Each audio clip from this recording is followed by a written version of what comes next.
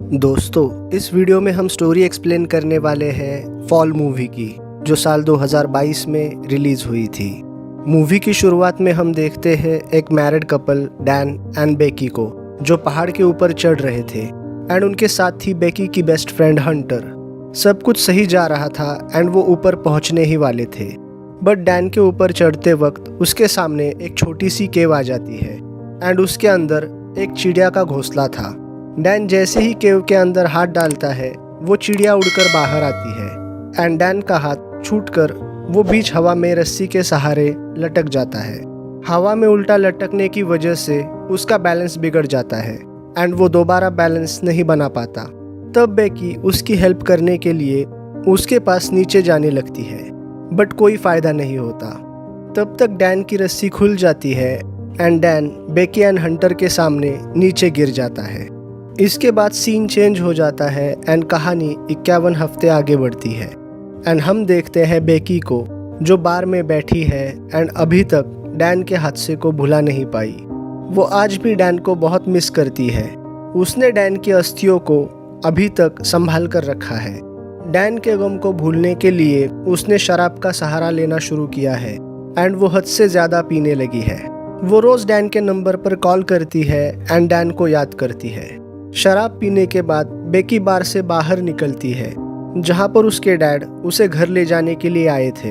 वो बेकी को कहते हैं उसे इस तरह से खुद की ज़िंदगी बर्बाद नहीं करनी चाहिए एंड वो उसे कहते हैं कि उन्हें उसकी फिक्र है, बट बेकी को ऐसा लगता है कि उसके डैड उसका दर्द नहीं समझ सकते, इसलिए वो उनसे ज़्यादा बातचीत नहीं करती। घर पहुंचने के बाद बेकी सुसाइड करने वाली थी, बट तभी उसे हंटर का कॉल आता है, जो पिछले 1 साल से उससे मिली नहीं थी। वो अचानक उससे मिलने उसके घर पर आती है, बिकॉज बेकी के पिता ने उससे मदद मांगी थी बेकी को डैन के हादसे से बाहर निकालने के लिए। बेकी हंटर से मिलकर खुश होती है एंड उसे उसकी लाइफ के बारे में पूछती है। तब हंटर उसे उसके साथ एक एडवेंचर पर चलने के लिए कहती है। वो उसे मोबाइल में एक 2000 फीट के टीवी टावर की तस्वीर दिखाती है, जिस पर चढ़ने का प्लान उसने बनाया है। हंटर बेकी को कहती है ये एडवेंचर उनके पुराने दिनों को ताज़ा कर देगा। साथ ही हंटर बेकी को कहती है उसने जो डैन के अस्थियों को संभाल कर रखा है, उन्हें वो 2000 फीट से बिखेर सकती है, ताकि डैन की आत्मा को शांति मिले। उस वक्त बेकी हंटर को मना करती है, लेकिन अगले दिन सुबह डैन के अस्थियों को देखकर वो हंटर के साथ जाने के लिए मान जाती है। वो दोनों तैयार होकर निकल पड़ते हैं अपने नए एडवेंचर के लिए। गाड़ी में बैठकर बेकी हंटर के मोबाइल पर कुछ पुरानी फोटोज देख रही थी, जिसमें एक फोटो में हंटर के कंधे पर किसी लड़के का हाथ रखा हुआ था, बट जहां तक बेकी जानती थी हंटर सिंगल थी एंड उसके लाइफ में कोई लड़का नहीं था। तब बेकी हंटर को चिढ़ाने के लिए उसे उस तस्वीर के बारे में पूछती है, बट हंटर कुछ नहीं बताती एंड बात टाल देती है। तभी गाड़ी में बेकी को उसके डैड का कॉल आ रहा था, बट वो कॉल को पिक नहीं करती। रास्ते में वो एक मोटेल पर रुकते हैं, जहां हंटर बेकी को कहती है वो एक ब्लॉगर है एंड यूट्यूब पर अपने वीडियोस अपलोड करती है एंड उसे अच्छे खासे पैसे मिलते हैं अपने वीडियोस के लिए। वो दोनों खिड़की से बाहर देखते हैं, जहां उन्हें वो टावर दिखाई देता है एंड वहां उस टावर पर लाइट जल रही थी, ताकि एरोप्लेन्स को वो टावर दिखे। रात को बेकी को एक नाइटमेयर आता है एंड वो डर कर सुबह उठ जाती है। अगले दिन हंटर ब्लॉग बनाते हुए टावर के लिए निकलती है। थोड़ी देर गाड़ी चलाने के बाद वो टावर के पास पहुंच जाते हैं, जहां पर गेट बंद होने की वजह से वो गाड़ी को वहीं पार्क करते हैं एंड आगे पैदल निकल जाते हैं। इस दौरान हंटर व्लॉग रिकॉर्ड कर रही थी। तभी वो देखती है 2 गिद्धों को, जो एक जानवर को खा रहे थे एंड वो जानवर जिंदा था। हंटर उस जानवर की फोटो खींचकर उसे इंस्टा पर अपलोड कर देती है। तब तक वो टावर के नीचे पहुंच जाते हैं, जो उनकी उम्मीद से ज़्यादा बड़ा लग रहा था। उसकी ऊंचाई देखकर बेकी नर्वस हो जाती है एंड डर की वजह से उसके हाथ पांव कांप रहे थे, बट हंटर उसके पास आकर उसे हौसला देती है एंड कहती है उन लोगों ने इससे भी ज़्यादा ऊंचे पहाड़ चढ़े हैं। हंटर खुद को रस्सी से उसके साथ बांध देती है एंड वो दोनों टावर की तरफ बढ़ते हैं। हंटर आगे थी एंड बेकी उसके पीछे। उस टावर की सीढ़ियाँ बहुत पुरानी एंड जंग लगी हुई थी जिस वजह से वो सीढ़ियाँ हिल रही थी। बट हंटर को इस बात का कोई फर्क नहीं पड़ रहा था एंड वो आगे बढ़ रही थी। एंड तब बेकी नोटिस करती है कि पूरा टावर हिल रहा था। वहाँ हम देखते हैं उस टावर के नट बोल्ट भी निकल कर गिर रहे थे। 1000 फीट से ज़्यादा की चढ़ाई करने के बाद वो दोनों रुक कर पानी पीते हैं एंड वहाँ का नज़ारा देखते हैं। धीरे धीरे चढ़ते हुए अंदरूनी सीढ़ी के सहारे वो 1800 फीट तक पहुँच जाते हैं, जहाँ पहुँचकर बेकी की हालत ख़राब हो गई थी बिकॉज वो काफ़ी ऊपर तक पहुँच गए थे एंड वहाँ पर हवा बहुत तेज़ चल रही थी। वो और ऊपर नहीं जाना चाहती थी बट हंटर ने स्टार्ट ले लिया था, इसलिए वो उसके पीछे चल पड़ती है। लेकिन इस सीढ़ी का हाल पहले वाली सीढ़ी से भी बुरा था एंड ये सीढ़ी टावर की बाहर की तरफ थी। आधे रास्ते पहुंचकर उन्हें डिश को पार करना था, वो भी बीच में से। वो दोनों संभाल कर डिश को पार करके आगे बढ़ती है। तेज हवा के चलते बेकी चढ़ने से डर रही थी। तब हंटर उसे और डरा रही थी सीढ़ी को हिलाकर, जिस वजह से स्क्रूज और ढीले हो गए। उस वक्त एक बोल्ट निकलकर नीचे गिरता है। इसके बावजूद वो दोनों सेफली ऊपर पहुंच जाते हैं। ऊपर पहुंचकर वो दोनों बहुत खुश थी, मानो उन्होंने दुनिया जीत ली हो। हंटर वहां पर फोटोज एंड वीडियोज लेती है एंड इसके बाद वो अपनी बैग से ड्रोन निकालकर उड़ाती है एंड उनके अच्छे शॉट्स लेती है। ड्रोन का रिमोट बेकी के हाथ में देकर वो लैच पर लटक जाती है बिना किसी सहारे के। एक हाथ से लटक कर वो खुद की वीडियोज शूट करती है। ऊपर आकर वो बेकी को भी वैसे शॉट्स देने के लिए कहती है। पहले तो बेकी मना करती है बट हंटर के जोर देने पर वो हंटर का हाथ पकड़कर वहाँ लटक जाती है एंड तब हंटर उसके साथ सेल्फी खींच लेती है। हंटर उसे ऊपर खींचती है एंड वो दोनों हंसने लगते हैं बिकॉज वहाँ पहुंचकर उन्हें काफ़ी मज़ा आ रहा था।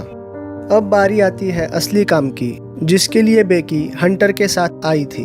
वो डैन के अस्थियों को वहाँ से नीचे बिखेर देती है ताकि डैन के आत्मा को शांति मिल जाए। अब टाइम था वापस नीचे जाने का, जो कि चढ़ाई से भी ज़्यादा मुश्किल था। पहले बेकी नीचे उतरने लगती है एंड उसके नीचे उतरते ही सीढ़ी लुढ़क कर नीचे गिर जाती है एंड वो रस्सी के सहारे हवा में लटक जाती है। बट हंटर उसे किसी तरह संभालती है एंड टावर को रस्सी लपेटकर हंटर बेकी को वापस ऊपर खींचती है। पूरा एफर्ट लगाकर वो बेकी को ऊपर ले आती है।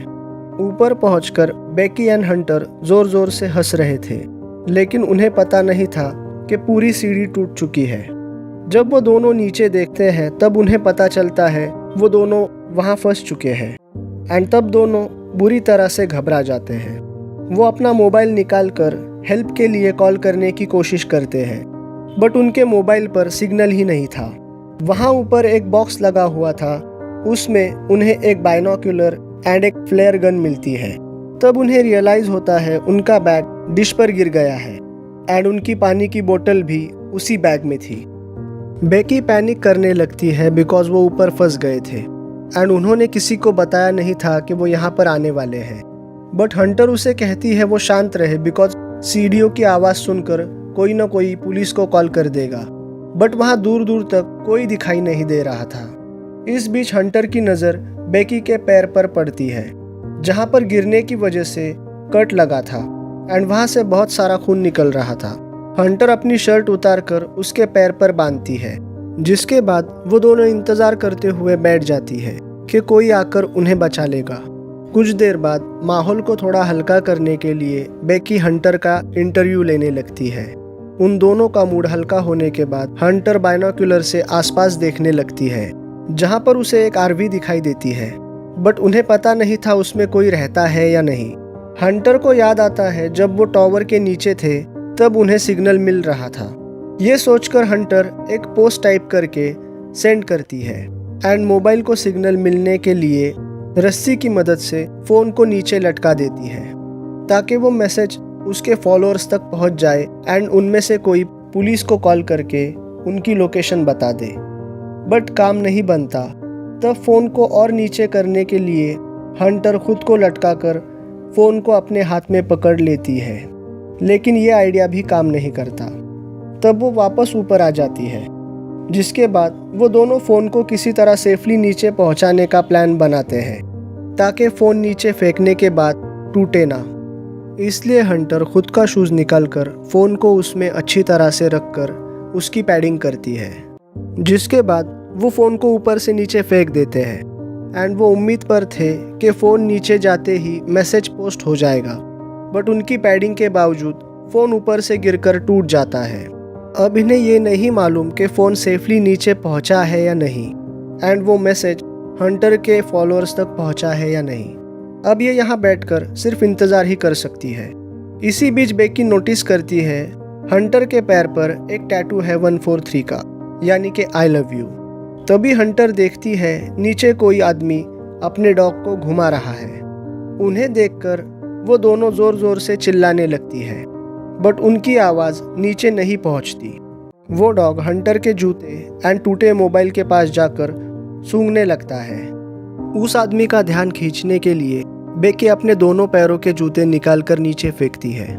तब उस आदमी का ध्यान बेकी के जूते पर जाता है, बट वो ऊपर नहीं देखता।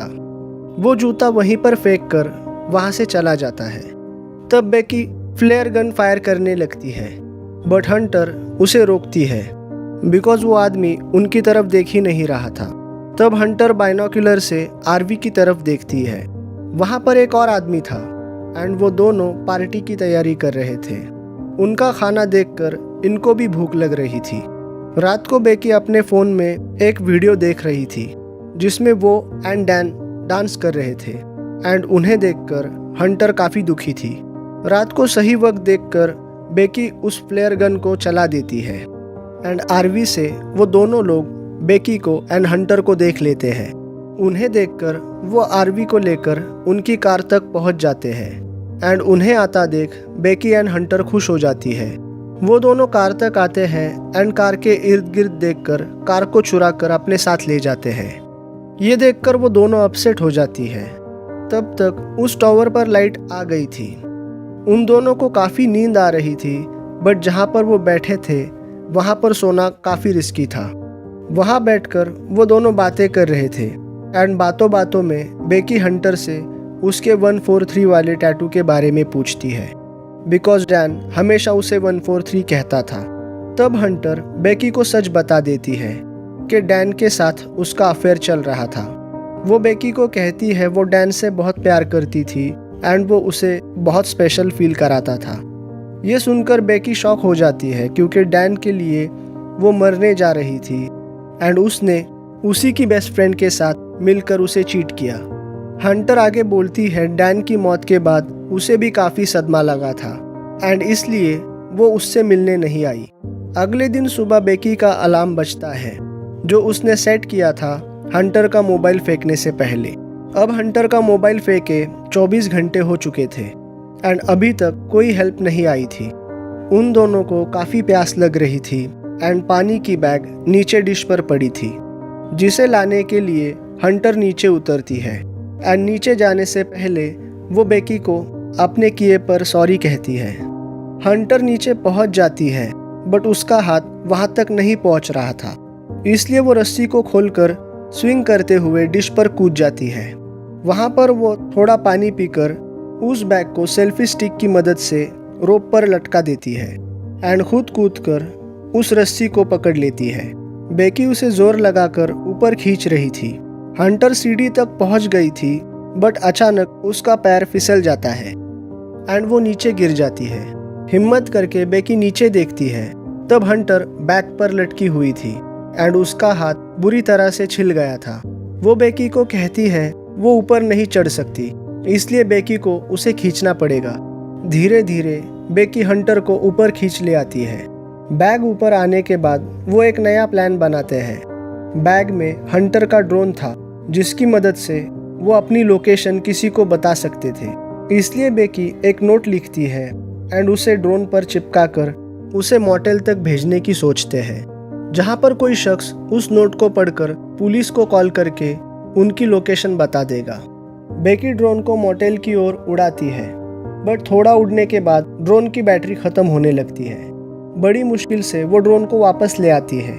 रात को बेकी की आंख लगती है, जहाँ पर उसे एक बुरा सपना आता है जिसमें वो देखती है हंटर उसके पास मरी पड़ी थी एंड एक गिद्ध उसे खा रहा था। ये देखकर वो डर से उठ जाती है। वहाँ टावर की लाइट को देखकर बेकी को एक आइडिया आता है ड्रोन को चार्ज करने का। सुबह होते ही बेकी उस पोल पर बिना किसी सहारे चढ़ जाती है। ऊपर पहुंचकर उस लाइट को खोलकर वो चार्जर उसमें लगा देती है एंड ड्रोन चार्ज होने लगता है। बेकी ड्रोन को चार्जिंग पर लगाकर उस पोल पर लटकी हुई थी। तभी गिद्ध वहां उस पर हमला करके उसकी मुश्किलें बढ़ा देता है। इस चक्कर में उसका बैग नीचे गिर जाता है एंड तब उस बैग को हंटर नहीं पकड़ती। हिम्मत करके वो वहां लटकी हुई थी जब तक ड्रोन फुल चार्ज ना हो जाए। चार्ज होने के बाद वो वापस नीचे आती है। अब वो 10 बजने का वेट कर रही थी ताकि मोटेल खुले एंड कोई इंसान उनके नोट को पढ़े। बेकी की आंखें भारी होकर उसे नींद आ रही थी, लेकिन हंटर उसे हिम्मत देकर उसे जगाए रखती है। 10 बजते ही बेकी उस ड्रोन को मोटेल की ओर उड़ा देती है। ड्रोन मोटेल तक पहुंच ही गया था, तभी वहां एक ट्रक आकर उस ड्रोन को उड़ा देता है। बचने की सारी उम्मीदें खोते देख बेकी रोने लगती है। शाम हो रही थी एंड आसमान में तूफान आ रहा था। बेकी को बहुत नींद आ रही थी, लेकिन हंटर उसे कहती है अगर वो सो गई तो गिद्ध उसे खा लेंगे। तूफान के जाने के बाद बेकी हंटर से उसका जूता मांगती है बिकॉज वो अपना फोन उसके जूते में डालकर नीचे फेंकना चाहती थी। बट हंटर कहती है वो उसका जूता नहीं दे सकती बिकॉज उसका जूता उसके साथ नीचे पड़ा हुआ है। एंड हमें यहाँ पता लगता है जब हंटर नीचे गिरी थी तभी वो डिश पर गिरकर मर गई थी एंड उसने कभी रस्सी को पकड़ा ही नहीं था। बेकी ने सिर्फ बैग को ही ऊपर खींचा था।